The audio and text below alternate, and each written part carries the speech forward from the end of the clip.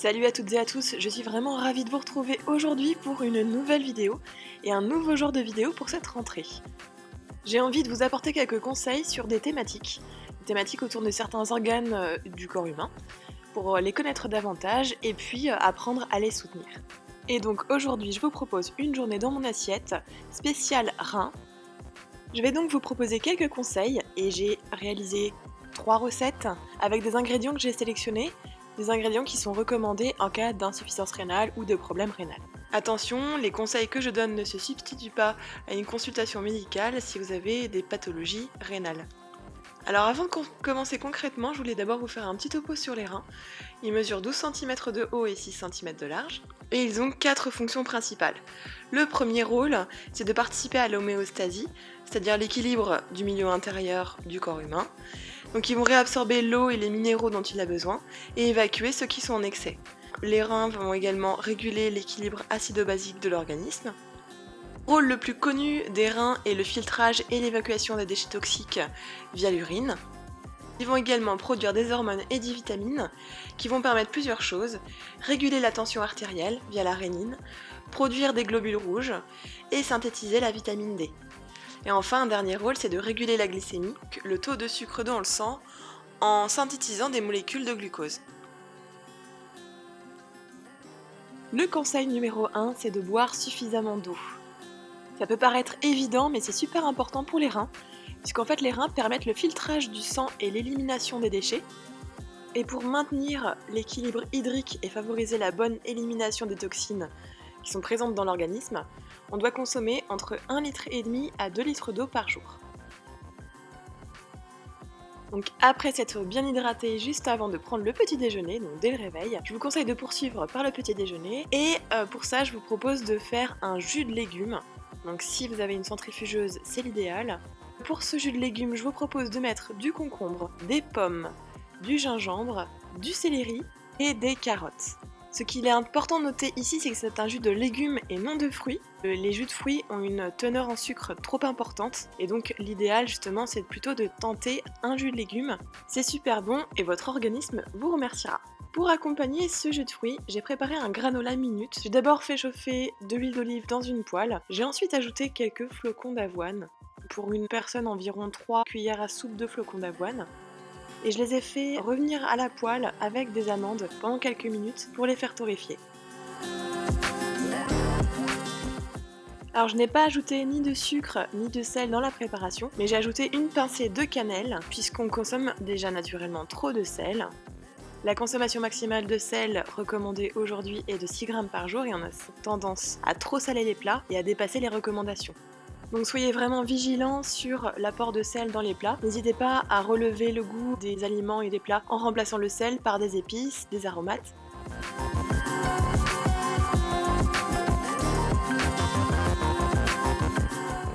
Donc j'ai servi ce granola avec du yaourt au soja nature, une cuillère à soupe de purée d'amandes et quelques myrtilles, puisque également les baies sont un aliment recommandé en cas de problèmes rénaux.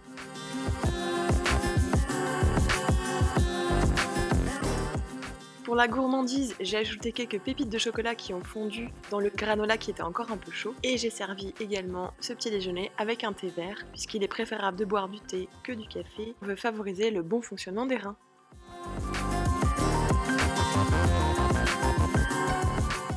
Un autre conseil, c'est également d'adopter une alimentation plutôt alcaline. Les fruits et légumes sont des aliments alcalins et ils tiennent une part importante de l'alimentation végétarienne, donc c'est parfait. Pour un bon équilibre, un repas doit être composé d'environ 1/3 de céréales et 2/3 de fruits et légumes, et complété après par des protéines, donc soit des légumineuses ou des soja.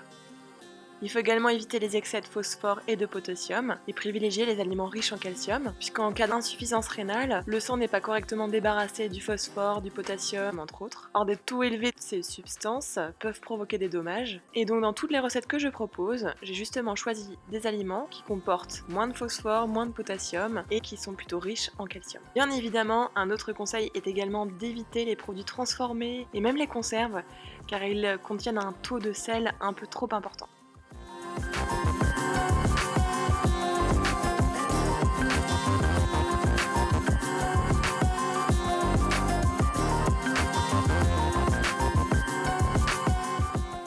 Je vous propose maintenant de continuer avec le déjeuner. Et pour le déjeuner, on va réaliser un riz pilaf à la carotte et aux épices. Et pour cela, je vous propose de commencer par râper 2 carottes. Donc les quantités sont valables pour 2 personnes. J'utilise une râpe manuelle, mais vous pouvez également utiliser un robot. Ensuite, on va émincer un céleri branche. L'étape suivante consiste à faire torréfier quelques noix de cajou. Ça va également apporter des protéines dans le plat. Donc vous allez juste les faire revenir à sec dans une poêle pendant quelques minutes. Il faut bien surveiller pour éviter de les faire griller. Si comme moi vous utilisez un omnicuiseur Vitalité pour la cuisson, qui est un appareil de cuisson à basse température, vous allez placer tous les ingrédients directement dans le plat et vous allez les placer dans l'omnicuiseur. Il va se charger de cuire les ingrédients. Si vous utilisez une méthode de cuisson plus traditionnelle, vous allez d'abord faire cuire le riz et les légumes à part en les faisant d'abord revenir dans les échalotes et de l'huile d'olive avec de l'ail. Vous allez ensuite ajouter les légumes et les épices.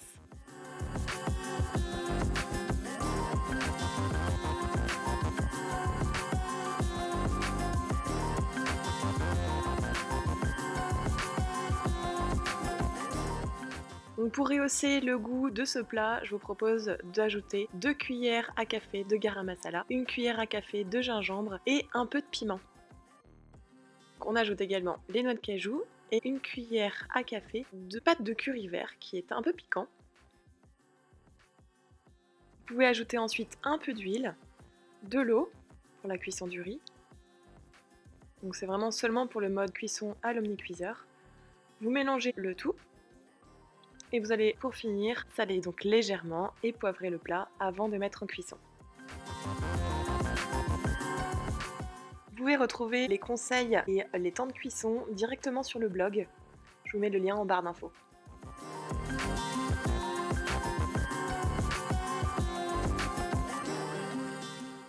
Donc une fois que tout est cuit, il n'y a plus qu'à dresser les assiettes. Je vous recommande de servir avec un peu de persil frais et filet de citron et ce sera juste parfait. Je voulais aussi ajouter un autre conseil qui est plutôt naturel justement quand on a une alimentation végétarienne ou végane, c'est que quand on veut soutenir ses reins et le fonctionnement des reins, il faut limiter l'apport de protéines animales.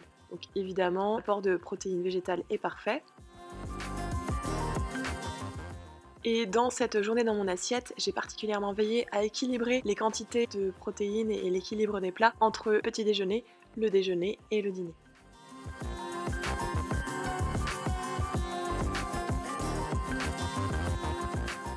Et donc je vous laisse vous régaler et vous me direz si vous appréciez.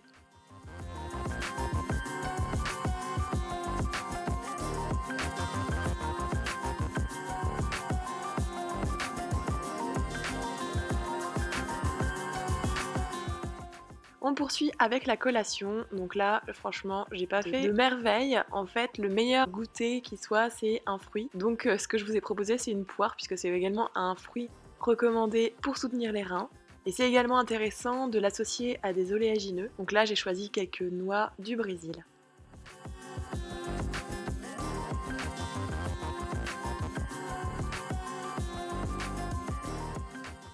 Pour le dîner, je vous propose de réaliser une salade de lentilles et aubergines rôties aux épices. Donc vous allez d'abord commencer par faire rôtir l'aubergine, donc on va d'abord l'éplucher, et également émincer un poivron rouge.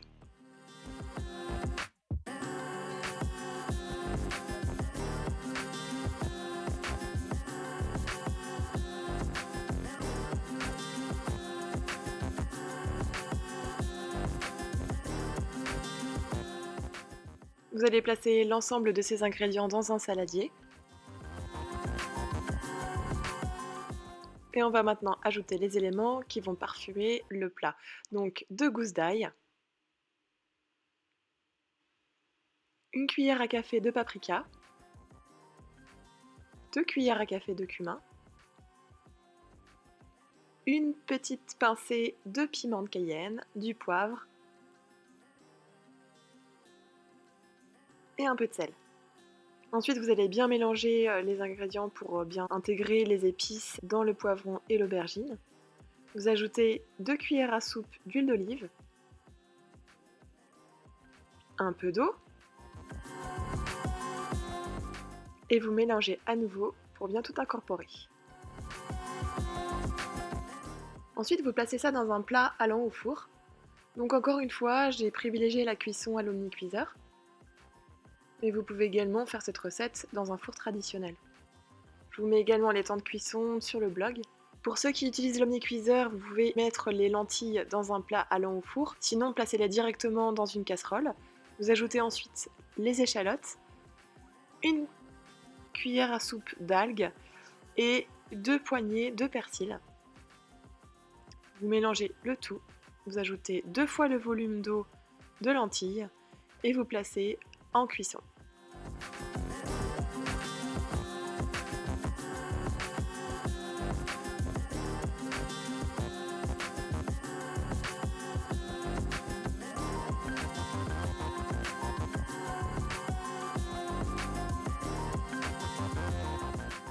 Quand tous les ingrédients sont cuits, vous pouvez donc, et refroidis, vous pouvez placer quelques cuillères à soupe de lentilles dans un saladier.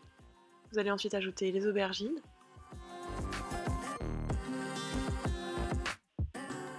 de la roquette. Moi j'adore le piquant de la roquette. Je trouve que ça se marie super bien avec la douceur de l'aubergine. Vous pouvez également ciseler quelques feuilles de persil. Et pour l'assaisonnement, on va mettre 2 cuillères à soupe d'huile d'olive, des capres émincés. J'ai également ajouté quelques graines germées que j'avais fait germer à la maison et je vous expliquais dans une vidéo il y a quelques temps comment faire germer ces graines à la maison. Voilà, il n'y a plus qu'à servir. On peut encore ajouter une échalote émincée et c'est prêt. J'espère que vous aurez apprécié le concept de cette nouvelle vidéo. Vous pouvez retrouver le détail de la recette et des conseils sur le blog @larigot.fr/recette. N'hésitez pas à vous abonner à ma chaîne sur YouTube ou à la page sur Facebook pour être notifié des nouvelles vidéos.